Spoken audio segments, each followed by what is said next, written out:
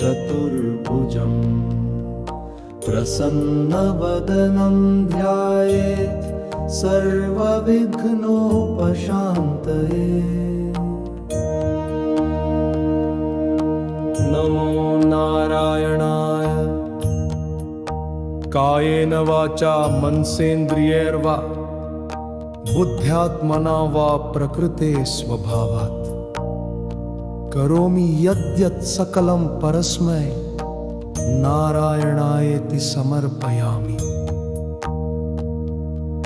संकटहरणं विष्णो शरणागतवत्सलं भक्तानां भयं दत्त्वा त्रैलोक्यं पालयस्व हरे। नारायणं नमस्कृत्य नरं चैव नरोत्तमं देवी सरस्वतीं व्यासं ततो जयमुदीरये। ॐ विष्णवे नमः। ॐ लक्ष्मीपतये नमः। ॐ कृष्णाय नमः। ॐ वैकुण्ठनाथाय नमः। ॐ गरुडध्वजाय नमः। ॐ पद्मनाभाय नमः। ॐ पद्मनाभाय नमः। ॐ जलशायिने नमः।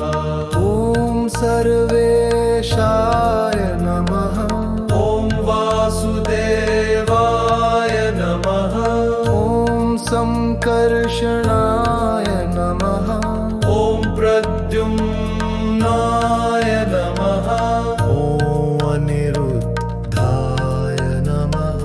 ॐ पुरुषोत्तमाय नमः। ॐ अच्युताय नमः। ॐ अनन्ताय नमः। ॐ जनार्दनाय नमः।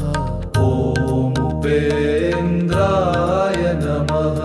ॐ श्रीपतये नमः। ॐ श्रीधराय नमः। ॐ माधवाय नमः। ॐ गोविन्दाय नमः। ॐ विष्णुरूपधाय नमः। ॐ त्रिविक्रमाय नमः। ॐ दामोदराय नमः। ॐ ऋषिकेशाय नमः। ॐ पद्मगर्भाय नमः। ॐ यज्ञेशाय नमः। ॐ अच्युताय नमः। ॐ नारायणाय नमः।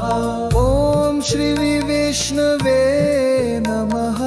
ॐ जगन्नाथाय नमः।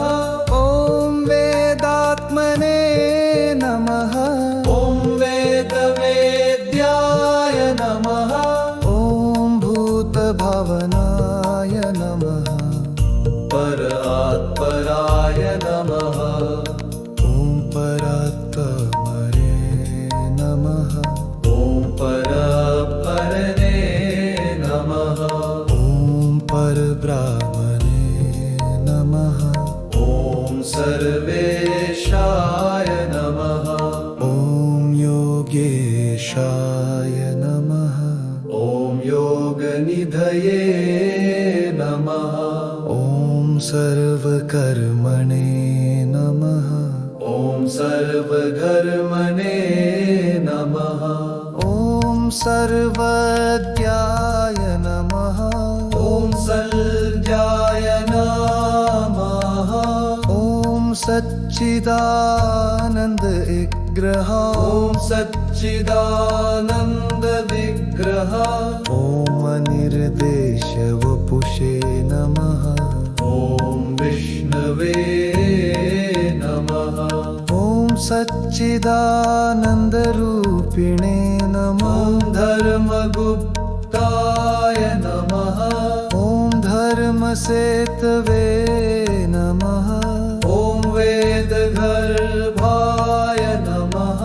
ॐ महामायो नमः।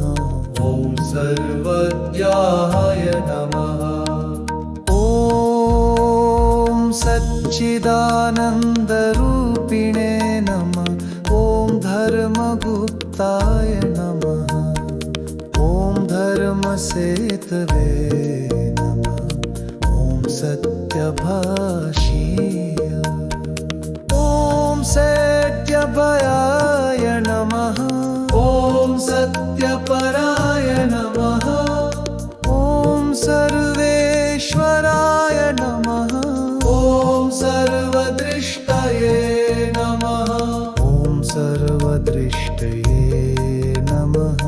ॐ सर्वभावनाय नमः। ॐ सर्वपालकाय नमः। ॐ सर्वगतये नमः।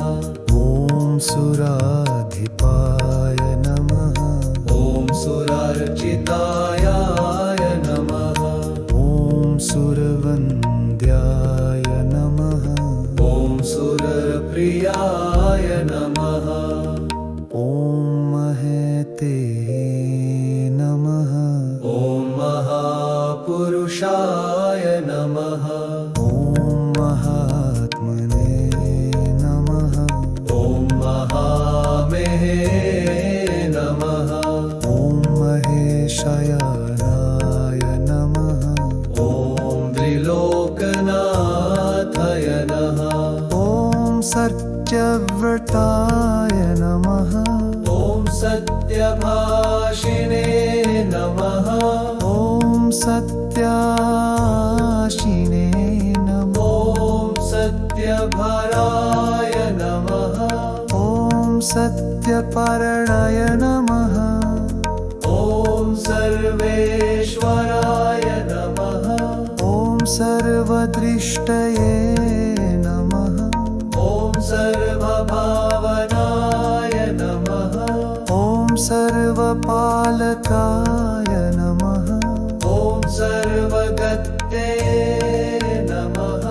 ॐ सुराधिपाय नमः।